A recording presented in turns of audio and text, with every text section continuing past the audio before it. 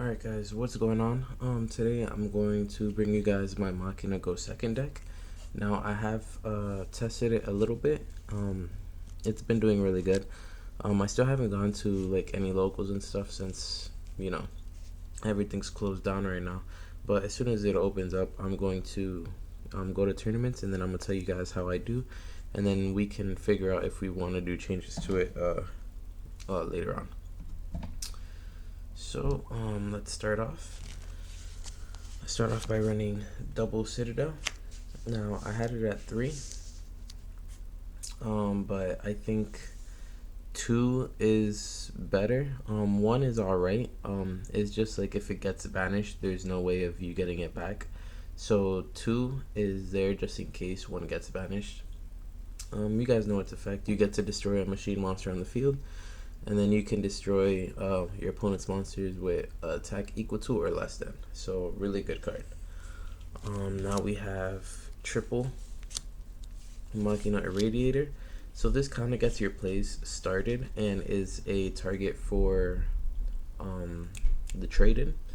So discard a Machina monster to special summon, and then you can target a card monster on the field.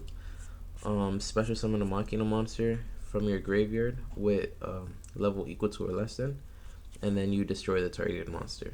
So you can send Citadel to the grave, and if you have a level 8 or lower Machina monster in the graveyard already, target himself, special summon the monster, and then destroy this. Citadel then special summons from the grave. So that's basically your quick go-to combo. I only run one Aerator. Aerator is not really necessary. Like, I just need it for the special summon and for the level. And for that, we run triple Irradiator. So we only run one Aerator, just because you have to activate the effect on the opponent's turn. So it's good having it at 1 just to have it, but you're not gonna really use its second effect that much because this is kind of an OTK deck. We want to finish it on the turn that we play. So I run double Gearframe. Now you can run it at 3. It's just we run the recycler, and we rather see the recycler instead of the Gearframe. But Gearframe is still good because it allows us to search any Machina monster. So if you needed that level 8 special summon, you add the Irradiator. If you don't have Citadel yet, you add the Citadel. So yeah, stuff like that. So Machina Gearframe is really good at 2. And then it can equip itself to any machine monster. So if it be destroyed, you can just send this instead. So really good. Next we have double Fortress. Running it at 3 is also good, but like in this deck, it's in like rank 10, rank 8 XYZ spamming deck. So since this is a level 7, we don't really use it too much.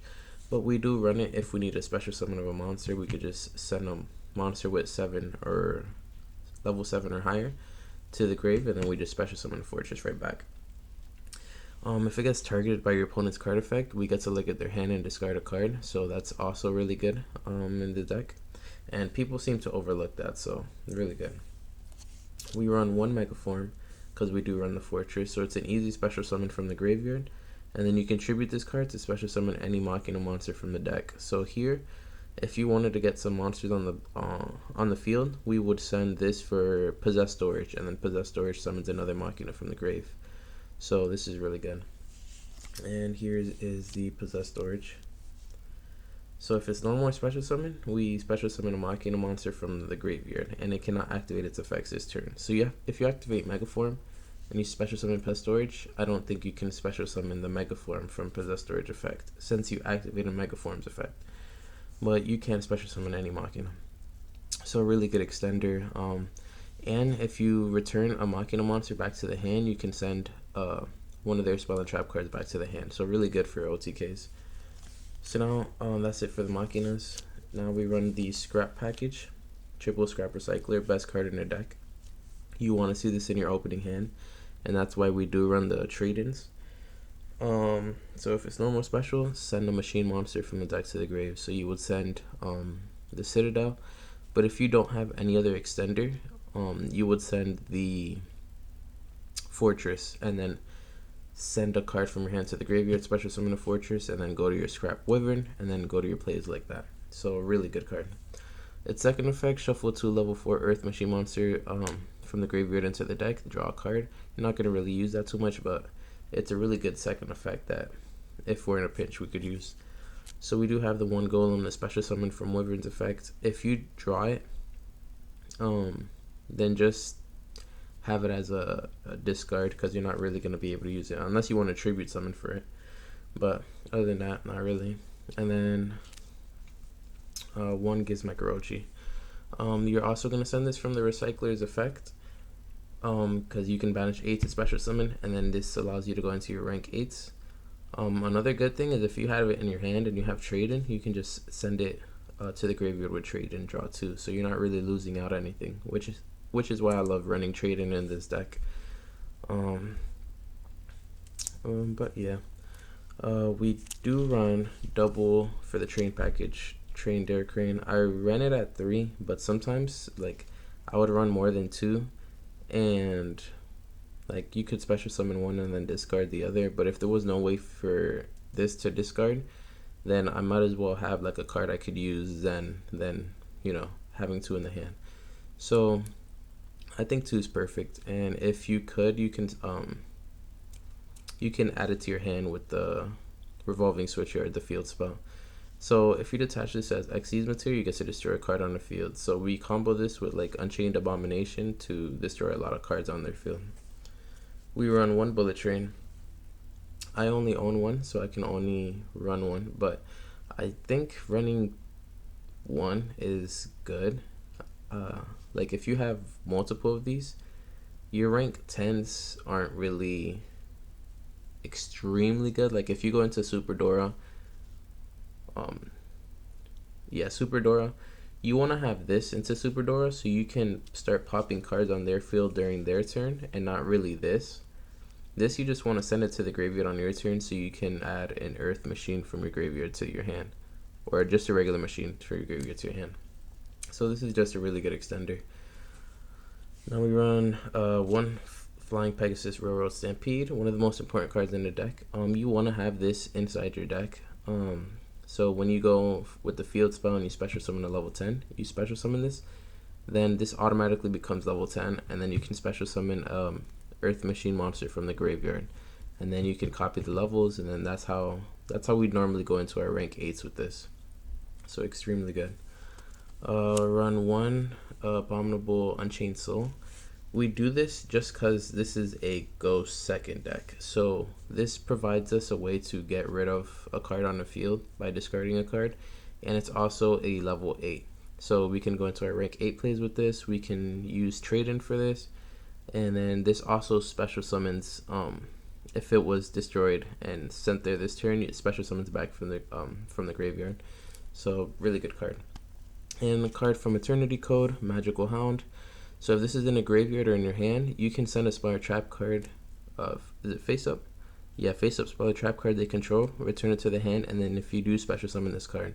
So if they have a Mystic Mine, you send it back to the hand, special summon this, and then you're basically able to OTK that turn. If they just like place the Mystic Mine, and that's it. So extremely good card. For spells, we run triple Machina Redeployment, extremely good.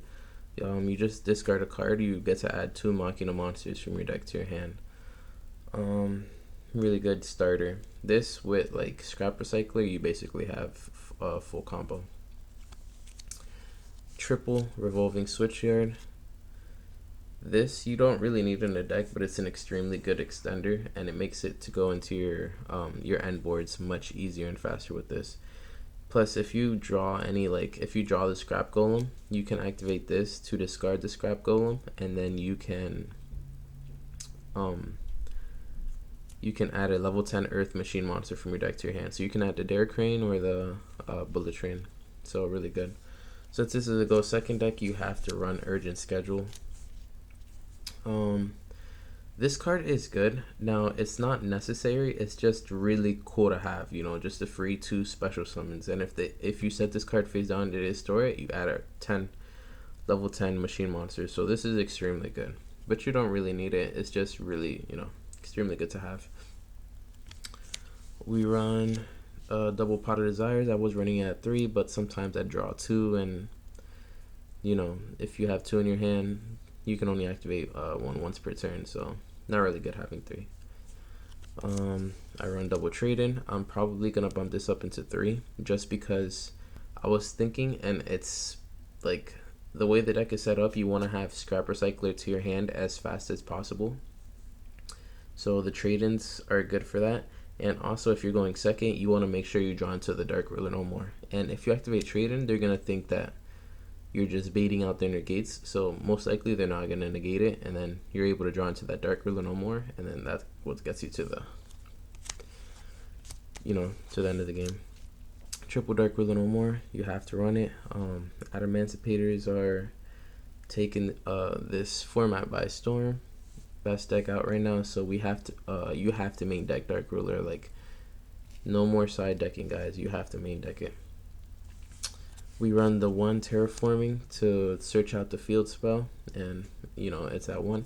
And then 1 anti-magic arrows because Outlich is also one of the top decks, and we want to make sure that we have something in our deck to go up against it. This is also good for Altergeist and Subterrors, so a really good card. So that's it for the main deck. I'm gonna show you guys here the extra deck that I run. I really love this extra deck, like I really do, and you guys will see why. So here we run the Galaxy Eyes package.